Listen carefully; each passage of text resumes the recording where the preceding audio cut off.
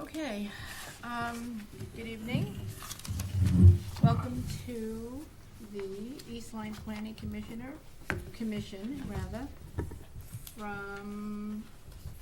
for March 6th. I would like the, Well, we're not on. thank you. I would like the commissioners to please introduce themselves. Go ahead. Larry? Larry Fitzgerald, Peter Lynch. Kirk Scott, Rita Palazzo. Tom Fitting. Brenda Henderson. All right, we're going to say the Pledge of Allegiance, please.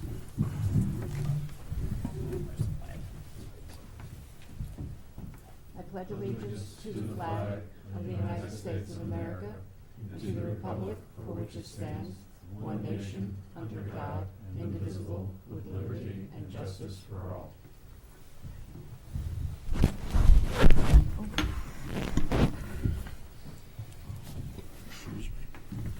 All right, this is the time when we would add anything to the agenda. I have nothing to add to the agenda. The commissioners have anything to add tonight to the agenda they want to speak about? Nope. None? All right, hearing none.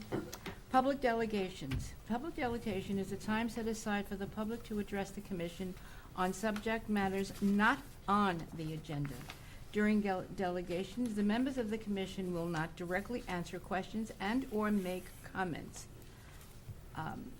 This is my call here for public delegation. Nothing? Seeing none. All right, we have had no communications, right, Gary? I don't have anything here.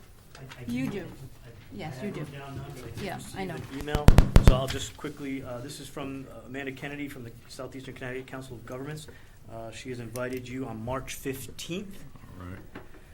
All right. I'm sorry, March 12th. There's 2 dates to go to the Southeastern Connecticut Housing Alliance and the Southeastern Connecticut Council of Governments are working on, over the past year, they've been developing a housing needs assessment for the region.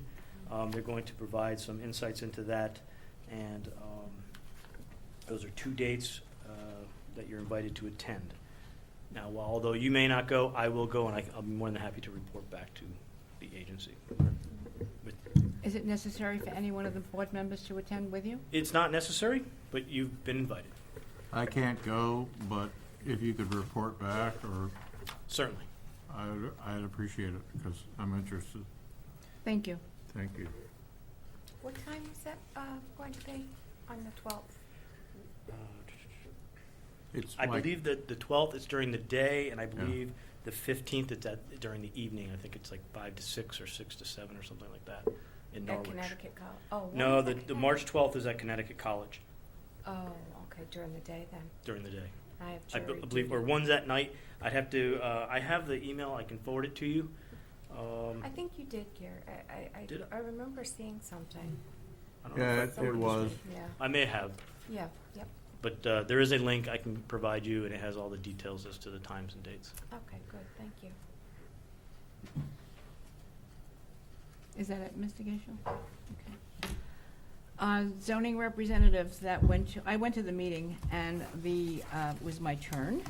And it was really a very, very quick meeting, believe it or not. What they did was they proposed a new kayak launch for, what, it's nice, you have to see the drawings and everything, it was really nice. Kayak and, what else is it called? Kayak and, I'm going to say handicap? no, No? no, it's a kayak and canoe launch. Oh, Canoe Launch. And it will be in the area of where Chinny Park is. Right, in the launch area there. That's really all that was on the agenda at the zoning commission. When will that open? Or- No, it has to be built. It It's will be, going to yeah, be- they will be putting it together hopefully by this midsummer, right? Nice. Yeah, I would say the midsummer is what they projected anyway. That's all that was on that on that meeting. All right, Mr. Mark Salerno, your turn. And just to follow, that was part of one of the steep grants. Oh, good. we got. That was approved funding for it. Now, Mhm. that's been in the plans for a while, the dinghy dock, so that people can get their boats and take their dinghies and go to downtown. Mhm. So it's not that big, but it's enough to get a few dinghies in there. Okay, tomorrow we have, our final budget meeting at the, for the Board of Selectmen. We actually start at 5, which would be a lovely long meeting. Wow. Vote on the budget tomorrow. That's the first step, and then it goes to obviously the Board of Finance. As you know, we had a storm last weekend. We had about 1,100 people with power outages. Wow. Within 2 days, I think everyone was pretty much hooked up. Most of the damage on Walnut Hill and some on East Pat. Our emergency management director and fire marshal, Dick Morris, retired as of Monday. We appointed Chris Taylor to serve as fire marshal, and Chief of Police Mike Finkelstein will be taking on the emergency management director role. At the last Board of Selectmen meeting, a year and a half ago, we added an ordinance to, when we had town projects in excess of $2 million, where the building permits would have to be paid for by the project. And the reason for that was because when we go, if we were to have built a new school, that would have been partially refundable by the state. But since we didn't go with the new school, we went with renovations, it's not refundable, so we took that back out so that we're not financing building fees. And what else? I guess that's all I have for right now. Thank you, thorough as always. Hopefully we have a meeting tomorrow. Depending on whatever the conditions are. Yes, exactly. Wow, you're right. Mr. Gaishel, do you have anything else that you wanted to say? I don't have much to report at this time. I'm working on Okay. Now, we don't have any subcommittee, walkabilities, No. right? And, okay, So there's really nothing to report. okay. I have really basically, I'm fine. Once we get that moving.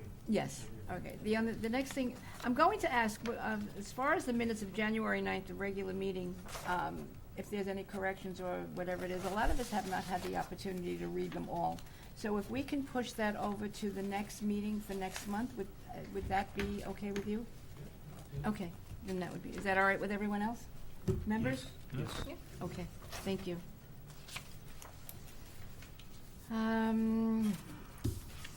Do I have, Do we have to take vote a on it? motion on that, don't I? Or no? No, you just tabled it. There's just no vote. There's no vote, okay. Okay, where am I? On page 2 already. All right, since there are nothing for subdivisions and re-subdivisions, there is nothing. Zoning referrals is the application of Jason Wainscott for the agent of Brian Lumpinski, owner. Application for the amended of section 23.5 of the East Lyme zoning regulations. This is not a public hearing. As such, no public comments must be taken on this matter. You can invite the applicant to speak, but I advise against it. Applicants, right? Everybody hear all that? Mr. Gaishel? Are we fine? We're good. Okay. No comments? You I do- have, well, I handed Go you a ahead. memo this evening Yes, with some attachments. I apologize they're not stapled all together, but they do go together. So I've reviewed the proposal, and I start my memo just so you're familiar with section 23.5B1. into the mic. Of the zoning regulations. The proposal is basically adding a sentence to that that would effectively require a developer to have 140 feet of frontage in order to subdivide the property, because you're going to need at least 50 feet for a road right away. And then the proposal would say you need 40 feet on each side of that right away as a vegetative buffer.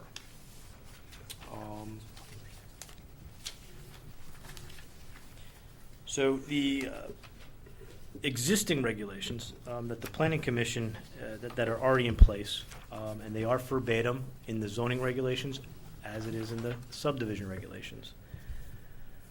The regulations currently allow the commission to waive or reduce the buffer requirements if it can be shown that a modification will further the purposes of the conservation by design development. I do note that section 6-15-4A of the subdivision regulation states, again, verbatim, the same language as 23.5B. The town regulations, they provide a provision for situations where a new town road is being proposed adjacent to existing lots. addition, the planning commission, again, can waive or reduce this buffer requirement if it can be shown that such modification advances the purposes of the CDD. That said, the purpose of the CDD is to provide a more flexible standards to permit residential lots in specified districts to be reduced in dimension and designed to occupy less than the total tract of land to be subdivided. I think that's key. So according to section 23.1 of the zoning regulations, the intent of the regulations is to provide these flexible standards and requirements that will direct development to land areas most suitable for development. That's the intent. So there's some criteria there you can read through on page 2 of my memo. But so what I've deduced here is that although the proposed text amendment continues to provide the flexibility for the commission that gives them the discretion to waive the buffer requirements, it, in my opinion, does not provide any additional flexibility to direct development to land areas most suitable for development. While the proposed amendment would provide vegetative buffering from proposed roads, it is worth noting that the town attorney in correspondence dated May 15, 2017, advised that the 40-foot buffer found in section 23.5.B.1 is not intended to screen existing lots from proposed streets or roads in a CDD, as the proposed road or street does not constitute a building lot. While the intent of the CDD is for development to occupy less land, there was never any intent to screen existing lots from the proposed streets or roads. Obviously. In fact, the Planning Commission adopted section 6-10-14, which stated, where a new town road is proposed adjacent to an existing lot, the Planning Commission may require up to a 50-foot vegetative buffer. So I would just note that the applicant's proposal is saying 40. And that buffer was to screen the new road from the existing lots. But then it goes on to say that this requirement shall not apply to a re-subdivision where the original subdivision plan was showed a future road. So again, I would note that the applicant would like to have the buffer regulation apply to protect his home from a proposed road. So I also included with my memo 2 maps. So the first map is they're both from our town GIS website. The first map is a copy of the assessor's base map, if you will, the parcel mapping, and it does depict easements that are currently in the locations that they're not obviously subject to this particular application, but this is the applicant's interest. There's a proposed road adjacent to there was a road proposed adjacent to his lot. Proposed I'm road wondering- from my original. In green on that map, you'll see The two of them. there's 2 green right. at Okay, both here, curb cuts or road cuts. right, got it. The second map is an aerial photo of that same location. And I just zoomed in a little bit, and you can see the extent of asphalt beyond those locations. Okay.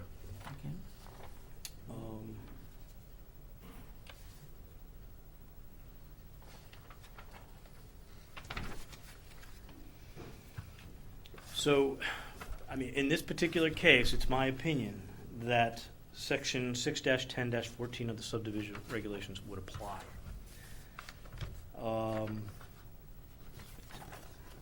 Pursuant to section 8-3 of the Connecticut General Statutes, the Planning Commission must furnish a report to the Zoning Commission as to the proposed regulations' consistency with the town of East Lyme's Plan of Conservation and Development. So that's our charge tonight.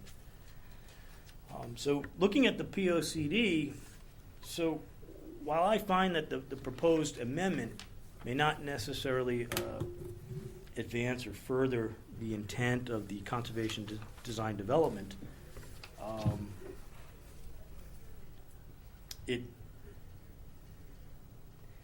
it does provide a landscaping design treatments that would be intended to protect existing lots from proposed roads.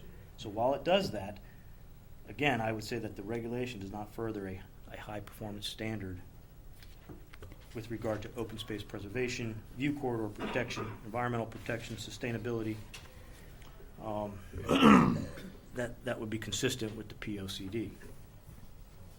I'd also note that the CDD regulations only affect the RU 120 RU 80, RU 40 zones, which permit, as of right, single-family dwellings. As such, it's my opinion that the existing single-family residential lots don't actually need to be buffered from proposed single-family lots because the density is the same. In the proposal that the commission may have previously seen, which that application was withdrawn, those lots are no different in size and dimension than the existing neighborhoods. We did hear concerns about the roadway width being less than 30 feet. It's been, I'd say, a standard practice in planning, probably for the last 20 years, to try to reduce road widths to reduce, that impervious cover. So while I struggle with trying to get 18 and 20-foot wide roads, my town engineer wants a 28-foot wide road for safe vehicular traffic. So we'll see where that ends up in the future.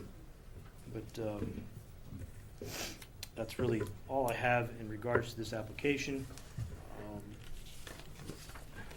You have Gary? a letter, yes? When he bought this house or lot or whatever, was it part of a development that was ongoing? So the applicant's lot Right. was an existing lot out of, I think it was the third or fourth phase of the Green Valley Lake subdivision. Okay, So there were 11 lots left that were vacant, that were previously approved, so they're entitled to build single-family homes on them.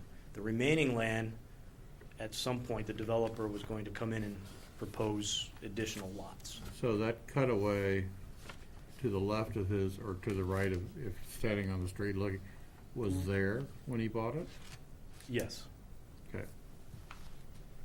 Yeah, the curb cut is. Cut in, The curb cut. cut in, the curb cut, road cut, whatever you want to call it, the paved portion of asphalt, the curbing and the asphalt itself was put down, and it's my understanding that there's a portion of that the town has actually taken over as part of the town right-of-way when we accepted Green Valley Lakes Road.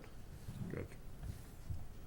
So it's my opinion that the road was planned for extension at both of those locations, mainly because that's the buildable land. Right. I do believe that the applicant and the developer, and that's it, has nothing to do with what's before you here, they have two differing opinions as to whether or not the road was ever planned for extension. But that's not our call tonight, and Right. again, it's my opinion based on the documents that I have in Town Hall that the road was planned for extension at that location, but until I'm proven otherwise, I have to go with that. So that's really all I have as far as it goes in terms of the zoning referral. Again, I'll also point your attention to Mark Zamarka's letter. And that basically just supports his advice that it's not a building lot and therefore doesn't need to be buffered. Again, it's the discretion of this commission. You have further on in the meeting, you'll be taking up a similar request, which is different. It's not a reg change, it's a request, and I'll explain that when we get to that item. But having to do with the same language that you're referring to, the zoning commission's referring to you to review. So my question is, our charge tonight then is to find out whether, or to agree as to whether or not this is consistent or inconsistent? Is that what we are being charged with this evening? Correct. Consistent or inconsistent with the POCD, And the and you plan may of development forward. and conservation as well? Yes? Well, POCD, yep, Right. Plan of Conservation Development. Right. And then you may also forward any comments, concerns, recommendations, Right. as you see fit.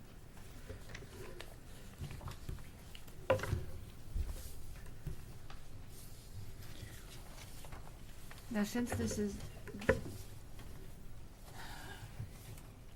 I'm trying to figure out how to ask this question. This is not a source of discussion for this evening amongst us, yes or no? Yeah, Just the with commission with the can. commissioners only, correct? Yes, so you'll see, let me just check the date here. I believe next week,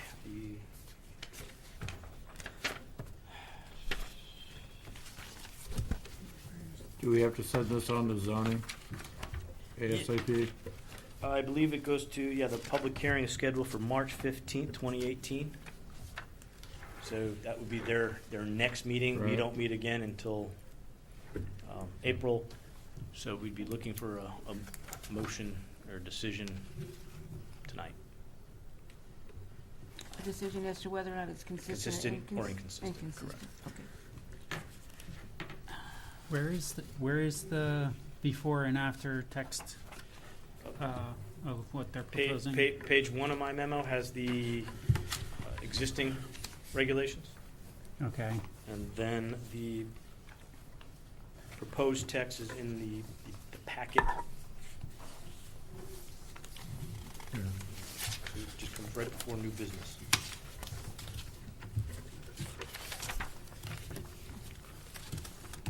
Oh, it's right here.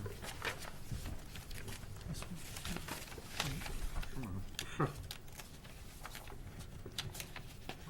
The- Oh, here it is. One of the items, and we did meet with the applicant to discuss the proposed regulation, and Bill Mulholland and I met with Attorney Westcott and Mr. Lepowski. And we did note that there's a number of parcels that currently exist, and in their current configurations as a result of the town regulations over the last 40, 50 years. And that is that I would say landowners were, or had an expectation, because the regulations required a 50-foot right-of-way. There's a number of parcels that were left over, undeveloped, that were left with 50-foot frontages on the road, specifically for the purposes of future development, that they may one day want a subdivision and put a road in. So those parcels, and I haven't quantified the number of parcels, but I suspect it'd be quite high. But I'd be more than happy to do that if the commission wanted to know the number of parcels that would be affected by this regulation. That's something that I can quantify for you if it's, but you're talking 50 years worth of subdivisions over time and remaining land. Well, we'll cut it, we'll leave 50 feet, and we'll do a road when the market is strong or something like that. So again, there could be adverse impacts. And again, the proposed language here, though, did provide an out. It did provide the flexibility that says, hey, if the commission can waive that and has a provision there for it. So it's just something to keep in the back of your mind, that there's a number of properties out there, I'm sure, that I could think of two off the top of my head. And this would be setting new precedents for the entire town. All except for the R10 and R12 districts. Yeah. Which the zoning map is to your left, although it's not the most current, it's pretty representative of the entire town. And there's been very few changes in terms of zoning districts during my tenure here. So with that in mind, it's a lot of town.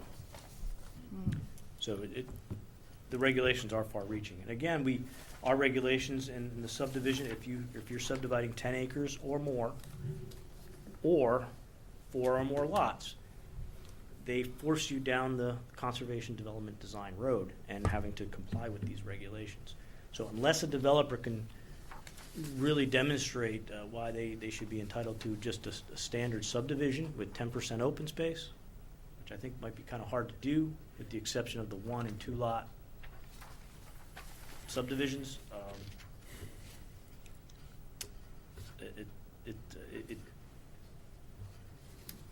I guess my point is that I lost my train of thought. I had a point. Sorry.